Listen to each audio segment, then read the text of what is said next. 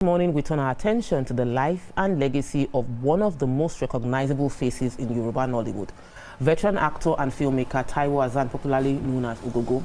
For more than 4 decades, Ogogo entertained audiences with memorable performances, building a career that began in 1981 and eventually saw him leave his job with a water corporation in 1994 to pursue acting full-time. But in recent days, attention shifted from his illustrious career to his health.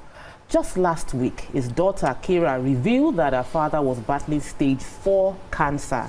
The news sent shockwaves across the entertainment industry, and with Nollywood actors, actresses, industry stakeholders and fans coming together last Friday to offer prayers for his recovery.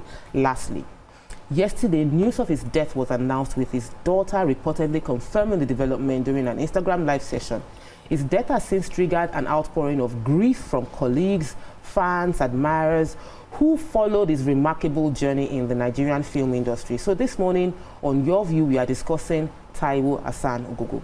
His remarkable journey, his contribution to the Nollywood industry, his legacy, the one he leaves behind, and the memories of the veteran who walked and whose works have touched generations of Nigerians. Ladies, what are your thoughts when you heard the story of his demise?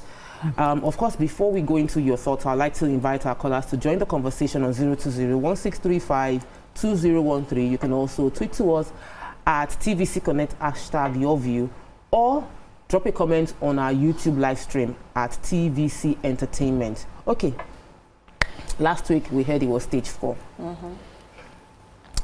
And same last week, we heard that he passed. It's a very humbling, sad story, but what were your thoughts when you heard the story? First from the cancer and now to his demise. So thanks to his daughter Kira, we found out that he was battling stage 4 cancer. And these days you hear a lot of things about our celebrities. Life is life in. People come up with one illness or the other. He died yesterday evening. Yes, he did yesterday evening. Ronke recently had an interview where she also talked about battling a very strong illness and talked about her support system. And so we're just hearing these things as they were coming up. Taiwo Ogogo Hassan, our own Denzel, our very own, you know, he's outstanding. He had charisma. Is someone you just have to love. So hearing that he was down with illness, everybody went into prayer mode, you know, hoping that he'll battle it and come out tops of it. And sadly, yesterday, the news of his passing came. His daughter's videos can break somebody's heart. Watching those videos was really heartbreaking for me. And just, you know, trying to, the way I remember him is from his work. An impactful career that he had, very impactful one. I sent messages to his kinsman because I know someone from Ilaro who's proudly an Ilaro person, and you know, I sent him messages. They're proudly talking about his work, his impact in the entire theatre world, Yoruba art world. He's respected. He cannot, you know, and they had gathered, they had prayers done for him. A lot of them, he had impacted their lives. He's someone Was a builder. Yes, he was a builder. The newcomers, I mean the influencers, the Taomas and co, he had featured in all of them. He had done skits with all of them. He has this no-air personality, and I'm sure he'll be fondly remembered. I asked Allah to grant him Jannah. He's a Muslim. He died a Muslim, and of course Janaza is this morning. We've seen pictures, we've already seen videos of his body arriving at Ilaro.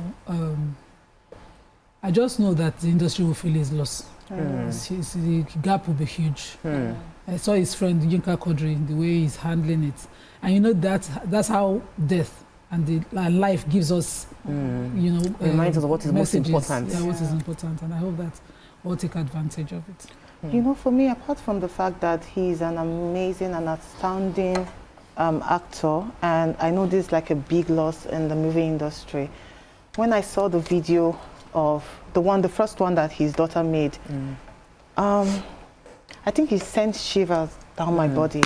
Not because of the personality involved, but because of how far we've gotten to in this country, whereby you see someone battling stage 4 cancer, and then because daughter was crying that hospitals are not accepting him.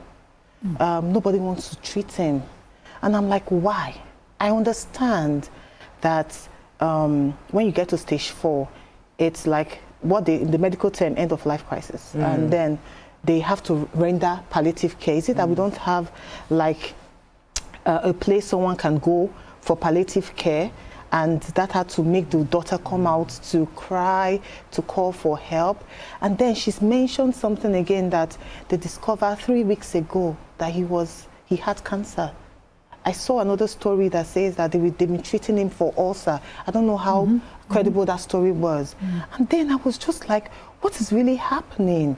I understand that cancer can be silent. Sometimes it's when it spreads. It's a cell, abnormal cell, when it spreads, that's when you can now see the effects. I understand that. I also understand that mortality rate for cancer is 98%. I understand all this. But then it's just so surprising that it had to reach the final state or final stage for doctors or whatever medical hospital they went to discover that he had cancer. Is it that there were no routine checks? If somebody complains of pain, vomiting blood and whatever, is it that we are treating just the symptom and not what causes the symptom? And why is it that he's just discovering it now? And then because my dad died from brain cancer, I know the traumatic experience that we had. We had to, when it was time for us to even operate on him, the doctor was like, just take him home, show him love, show him care, treat him well. And then we got some herbal, whether we like it or not, this herbal medication that helped my dad. My dad, after we discovered he had brain cancer, he lived for almost like 8 years afterwards before he died. So we were able to help him. Is it that, just a lot of questions that I would ask concerning what happened to a legend. And then I understand that we live in a world whereby we don't want to embrace it, but I see a lot of spirituality in this. Because, excuse me, how come they won't even see it?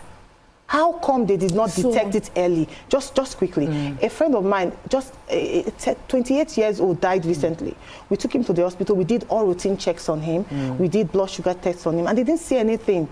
The second day he died.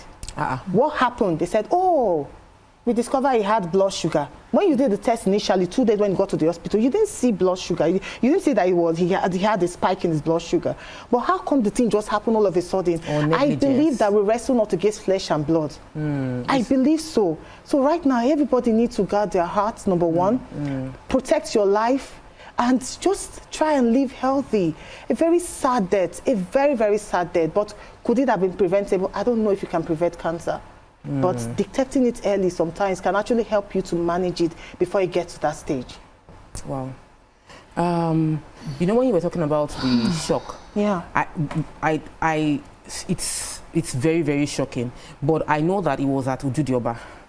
And he looked good. Yes. He looked strong. Yes. He looked well. Yes. He was active. Ojudeba was just in June.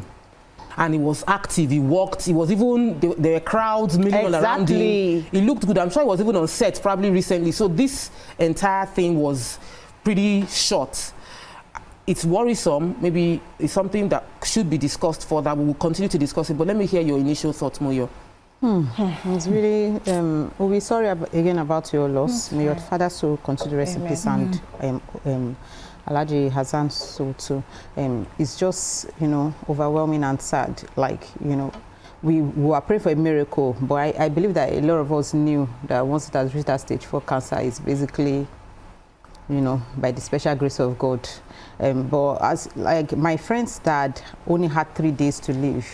He has been going to different hospitals and they've been diagnosing him of ulcer, and like as if this ulcer is even just the main thing. Everybody just fall into ulcer or malaria. That's just what they group it at. And when they got to the hospital, they told him what he had, and they said he had just 3 days to live. So you can imagine the devastation of it and everything like that. But now, you mentioned something, and I want to also go there. I understand that they said the spiritual realm also controls the physical realm at times and all that. So when you said something, I paused to wonder, because I've heard some people say I'm not saying this is what plays out for him, but in general, I'm hearing that sometimes they send sickness, you know, across, like somebody will say stroke is not ordinary. Though I know that there are some strokes that are ordinary, and there are some strokes that they are saying that is spiritual sending. So as you've said, now it's true. As they said, now everybody have to be very careful. We have to be careful with the physical realm, how we eat, what we do. Then also in the spiritual realm, we have to be very careful too. So I don't know what to believe anymore, but I'm just saying that we just have to be very careful. Then I also appreciate the fact that she shared, you know, the pain with us that her family is going through and the prayer we went through and all that. But sometimes you wonder, because some people now started using it as content. You understand? So people started, you know, putting up different things. I don't know. Sorry? No, I said it will happen. They'll use everything. They started putting it. So then somebody also put up something that I don't know, maybe Nimat can even maybe enlighten us more on. The person was like, oh, he needs to go and do his will. But at that stage, can he even do a will? So this just goes to tell us that, okay, now they said once you are 40 and above, you need to drop your will, because nobody knows. They said every day we celebrate our birthday, we're actually celebrating one step closer to our death day also. By the special grace of God, we all pray to live old. Yeah. But they've said now that once you are 40, no sentiment. You will say, it will not happen to me, it will not happen to my family. But all the other people that are no more, I believe that they also wish that it was not like that. So do you think truly that once we are in that stage... I've not even gotten my parents in their 70s and 60s to do will. So, but that's what... because at the end of the day, a lot of family bohaha, a lot of family enmity, a lot of family fights will come up with this. You highlighted some very key points, from we talking about spirituality to you talking about, yes, it might be spiritual, but there are also content creation around coming online to talk about your grief and wills. Every human being has disappointment. Yeah. Every one of us. Yes, as long as there is a birthday, there is a death day. And while it is very heartbreaking that a very vibrant man that still had so much to contribute to the industry passed on in such a sad way, we want to celebrate his life, the impact is that. So Nima, when she started, spoke about the fact that late Alhaji Taiwo Hassan Ogogo was still actively collaborating with a lot of content creators, which is a big deal. He was open to it. He didn't see himself as, I'm already a grandfather. I cannot be in the scene. I watched one of those skits and I was like, I see the way they are disrespecting. I felt they were disrespecting him. But it was content, and he took it that way. There were a lot of eulogies that have poured out since his passing yesterday, celebrating his impact, how he advised them, how they had their first set with him, how he gave them their first opportunity to be in a movie, how he encouraged them when they were down. And it just brings up the quality of life and impact that we get to have. We saw the way his daughter carried, like, no, my father must not pass, even if it is herbs, whatever it is we can do, you know. And it just shows that this was a well-loved man. Well-loved man. It's important to, you see, one thing, just as you said, is once you're born, you're going to die. It's a date that all of us must keep. Myself and my siblings were 5 at my mother's side on Saturday, and we're just talking about all forms of death.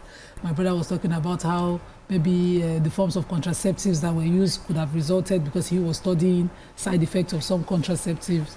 And I was like, article contraceptive, death is a date that we must keep. And Prophet Islam, as Muslims, says we should take advantage of 5. Your abundance for when your scarcity comes, your health when your ill health comes, your wealth when you don't have, and all of those 5, your youth. And so I said, you see that thing, there's nothing more true than it.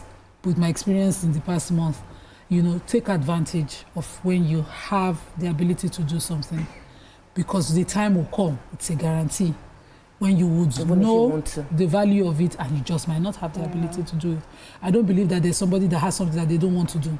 And I believe that the way death will come varies across board. I have seen different kinds, and I'm too young to have seen so many. I have seen young people, I've seen older people, I have seen. So this cancer for me, it's just death in an excuse. For some people, it's an accident. For some people, is the day they told them they have cancer, whether they are calling it stage 1, stage 2 or something, death have already come. You know, it's anything, but the time to keep that date with God is certain. And so I believe that Taiwo Hassan is someone whose life can be exemplified because he lived a deliberate life in his acting. I see videos with his daughters, you know, deliberately impacting yourself in the lives of your children, so that at least, even though they are mourning right now, there will be times when they would remember. I'm sure that while mourning right now, they will be able to laugh at some antics, at something that he had done. One would remember, and then maybe they'll go back and cry, and they'll go back and laugh. And because he impacted their lives, he was deliberate. And we're talking about the influencers. I saw his skit with Tauma. I kept thinking, hey, this Tauma gay, and I go Taiwo Ogogo. Because if I was a skit maker and I was with Taiwo Ogogo, I'm sure I'll forget my lines over and over.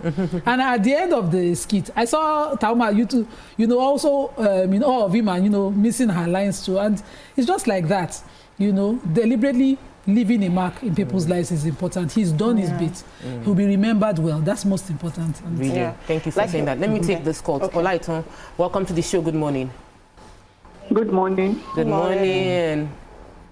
My name is Olaiton, calling from Kaduna. I'm a first-time caller. Welcome to the show. Thank you. I want to talk about the issue of this cancer we have. My mom died of breast cancer, and before then, we've been to several hospitals, and we were told that nothing was wrong with her. But at the end of the day, she had this breast cancer. All the doctors have tried everything they could. There was no solution. So I want to take it that some are spiritual. And our doctors in this country, they are really trying to the glory of God. But I'm telling you, many of them are killing us. Many are killing. Because I don't think of a doctor telling a patient that you have ulcer, and at the end of the day, it ended up in cancer.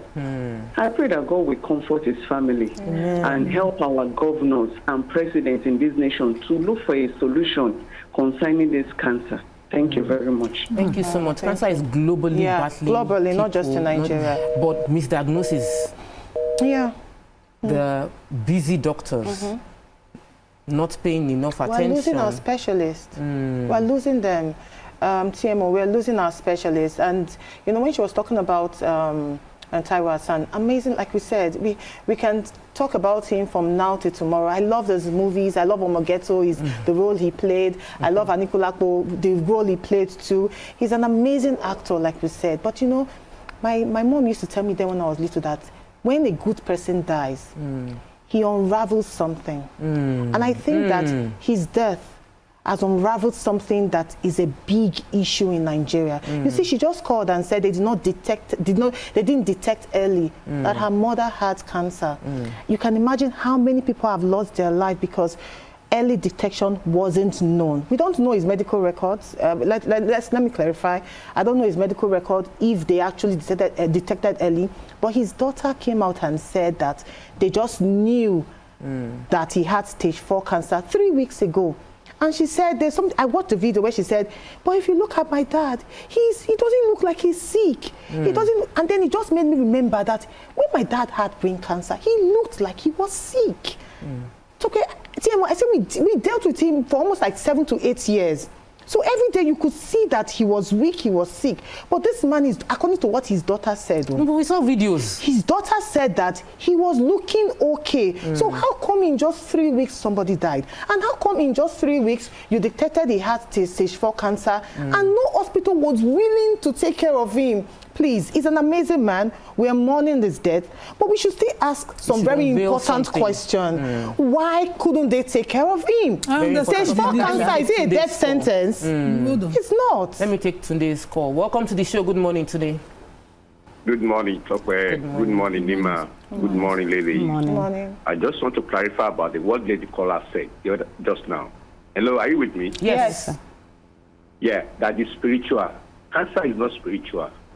I've lost 2 brothers to cancer. Cancer of the colon, cancer of the what they call it, cancer of the anus. You know, this my brother worked in Shell when he got the cancer about 20 years ago. You know, as a Shell director then, they took him out, do everything. At the long last, they flew him to the US. You know, white people, they don't hide anything. They told him it has reached stage 4 cancer. Imagine somebody in the AC and sweating. You know, the veins on his head are showing. So they told him, Mr. Man, have you written your will? You have 6 months to live. You know, after telling him, they flew him back to Nigeria. Within 6 months, he died. But they said 6 months. The second one, it was the diet that caused it. You know, so we should watch what we are eating. All these Indomie, shawarma, pizza, they are not healthy. Especially Indomie. Sir, you cannot call a brand name. Not a brand name. Not a brand name. What is noodles? Let me say noodles. Okay, all these noodles, they are synthetic. Then what cancer cells feeds on is sugar. If you can afford sugar, the cancer cells will die. Then we can be eating beans. Eating beans makes the cells in the body grow up. So it's one of the preventive. Then somebody can be taking lemon and hot water in the morning. It kills cancer. So there's nothing like what they call it, that is a miracle, or something that somebody infectious, no. It's not spiritual. Cancer is not spiritual. It's not common in European countries. Thank you. Yeah, it's there too. No, I would thank actually, thank you so much. So just to land my point, I would actually, I'm a Christian to the core, but I will attribute it to being spiritual because of the sudden nature of how it unfolded. Like he said his brother, they detected he had cancer, and then they gave him 6 months. 6 months for him to spend time and create memories with his family. But this amazing actor, this legend of an actor, in just 3 weeks where we knew that he had the cancer, he was gone. And then his daughter said, no hospital. Do you understand what we're saying? That part was worrisome, but let me... So, are we sure that this is not even a propaganda if we're looking at it in cancer in general? Because I know that, yes, cancer is global, is known globally, but we've also heard sometimes where we hear some rumor reports that, oh, they found the cure for cancer and all that, but they're like, you know, when you talk about propaganda and you are looking at how the world wants to also reduce or eliminate population control. Let's look at it from that angle. Conspiracy theory can be there. Do you understand? So we should look at it from all space of life. Then now, when this thing happened, I know that a lot of people came out and said, oh, soursop leaves, soursop fruits, this one, that one. So if there is, because we know that there's strength also in our herbs. Oh, yes. A lot of people have come to say, oh, we use lime, we use this, we use that. So why are we not also, you know, diving into that one to see if we can get a cure for it? Why are they undermining our own herbs? Because even the herbs are they're even undermining here. China people are taking it over there to even use for their own medication. You understand? It's fine. You will see our chewing stick that they say we should be using. They are selling it at a costly price over there and different things from us. So if we already have it here, why are we not trying? Why are our medical practitioners not also focused to saying, okay, can we? Why are they not investing in that research to say, okay, what is our herbs and plants or roots going to do to find the cure for cancer? Because I don't want to believe that cancer, HIV, AIDS, they don't have a cure at all permanently forever. There are people that have claimed that they cured cancer. There are people that, I remember the story of the mother of Joel Osteen. She lived 40 years after she was diagnosed and she had stage 4. She was sent home to go and spend time with family. To spend time with family, and she lived for 40 years after. You know, so there are cures, people that have found a way to survive it, and so it is not the end of life. You know, we had the caller earlier that was mentioning brands. We need to know that, like we all say, there are death is an appointment everybody has. What will cause it, Nima mentioned, differs from person to person. We pray for the best situation, which is you sleep at ripe old age and you don't wake up. Like, easily, you bless your family and you rest and say you are going. But when we make allegations and accusations that, oh, is this food, is not that food, pointing fingers and calling brands, it does not reflect our own opinion as the company. But However, food and natural food is always the best line of action for long term. But we are also getting to the culture where we are feeding our children everything heavily processed. And so we are wondering why these things are increasing. But as much as possible, we should take anything. We should ensure that we're eating things that are right from the ground. I have a phone call. Let me take this call before I come to... Olushola, welcome to the show from Ondo. Please listen to your phone, not the TV, and speak up.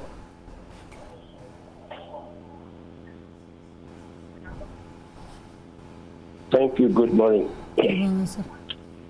My name is Olushola Ogogo. I want to make contribution of my view to this your program.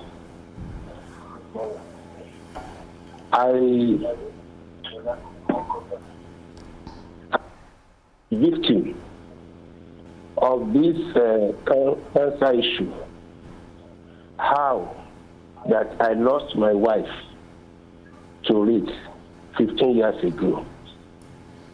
Like somebody said previously, that our doctors contribute a lot to the death of cancer victims. It happens that my own wife, when this thing was a lump, you know, when it is a lump, if they remove it, you quickly detect it early enough, and it is removed. That thing will not spread. My wife continued to go to the hospital, and we had a consultant in my office who will come maybe once in 3 weeks or 4 weeks before he will come. When this thing was in lumps, he knew that he would just be giving her just Panadol or paracetamol until when something became devastated that it spread. After it can no longer sit in our old hospital, she was now referred to National Hospital. That was where, at the end of the day, she died. So, when this thing is in lump, because it happened to my mother-in-law, the woman just died about 2 years ago, and my wife died 2010. Even her elder sister, rather, it happened to her. When it was a lump, they removed it. But our own is that we hadn't had the experience before. We don't know anything about it. It was after her death that we were doing all this kind of thing. So it somehow it is the doctor, they don't do their work the way it's supposed to be done, so that this thing will be detected early enough. Otherwise, my wife wouldn't have died at the time she died. She died at the age of 40. She was just a young girl when she died. But all the same, I believe that her time has come. Otherwise, it could have been detected. But my own is that I know, condole the family of Alhaji Ogogo, and I pray that God will give them the fortitude to God will rest him well, and God will give them the fortitude to accept the irreparableness. Thank you very much. Thank you so much, sir. It's worrisome. It is, but you see, one of the things that helps us with grief is that we know that there will be a journey to the end. Diagnosis, whether correct or incorrect, vary. And I don't like the narrative of Nigerian doctors, because something happened recently. My relative had was going to go to America, and we're all hopeful that the medical care there was superb and everything, and we lost her. I've not come to terms with it yet, because I don't understand how the system failed her. But there's racism medically in the US, and it's not talked about enough. And I believe one of the things that they did was such racism, because such a thing that, of a vein collapse happened. It has happened 4 times to my mom. In Nigerian hospitals, they found a way. In this our local hospital, I talked about my son's accident. My son was, if it was from my own level of knowledge of medicine, it would have been a surgery case in April. We were in hospital 5 straight weeks. The doctor said we will not do an invasive intervention. We will do this kind of intervention. My husband was the only one calm enough to understand. As a mother, I could not understand because I was looking at my son and I thought, how can somebody be looking like this? You know? And the surgeons will come in. But the MD of the hospital, who wasn't a surgeon, was saying, Auntie, you better, if you don't behave, you will get out of here. This is what we're going to do. This boy is my son. And today, he's here with us, well healed. We've gone and we've done all the procedure tests, and I was shocked at because they have experience that, you know, vary from place to place. But they are busy. Nima, you just said ENT gave you 3 weeks appointment. ENT have been carrying me up. My point is that it is not about the expertise. It's about that intervention of God. Yeah. It's not about the country. It's not about people die in the NHS in the UK in ways that you'll be looking at NHS, doctors, and some people will go there, they will survive and will think, no, it's because of the. But I have only benefited from healthcare here. And sometimes I look at, doctor here, whereas it's just God. So really, it's yes,